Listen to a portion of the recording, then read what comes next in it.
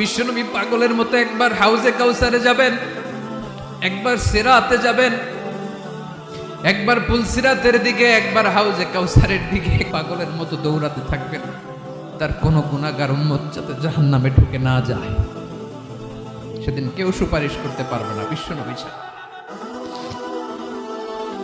এজন্য 5 নম্বর আল্লাহ বললেন, মান যাল্লাযী ইয়াশফাউ ইনদাহু ইল্লা বিইযনিহি। কার সাহস আছে, কার এত বড় বুকের পাটা কিয়ামতের কঠিন দিন আল্লাহর সামনে দাঁড়িয়ে সুপারিশ করবে? কারো ক্ষমতা নেই, কারো ক্ষমতা নাই। বিশ্বনবী সেদিন সিজদায় পড়ে উম্মতের জন্য কাঁদবেন, সবাই কাঁদবে, নফসি নফসি, আল্লাহ আমারে বাঁচাও, আল্লাহ আমারে বাঁচাও। বিশ্বনবী বলবেন, উম্মতি উম্মতি। বিশ্বনবী আমার জন্য কাঁদবেন, আপনার জন্য কাঁদবেন, আমাদের জন্য সেদিন কেঁদে কেঁদে জাহান্নামের দরজায় দাঁড়িয়ে আমাদেরকে টেনে টেনে জান্নাতে ঢুকাবেন।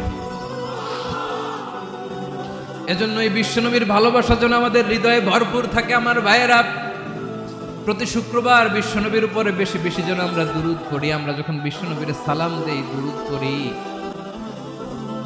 একদল স্পেশাল ফেরেশতা আছে যারা বিশ্বনবীর দুরূদটা নিয়ে সরাসরি বিশ্বনবীর রওজায় যায়, যে বলে অমুকের বেটা অমুক আপনারে সালাম দিয়েছে। বিশ্বনবী নিজ কবরের থেকে নিজেই সালামের উত্তর দেয়। বিশ্বনবীর ভালোবাসা যেন আমাদের হৃদয়ে থাকে, বিশ্বনবীর সুন্নাহ দিয়ে যেন আমাদের জীবনটাকে সাজাই। পারা যাবে ইনশাআল্লাহ। বিশ্বনবীর ভালোবাসা ছাড়া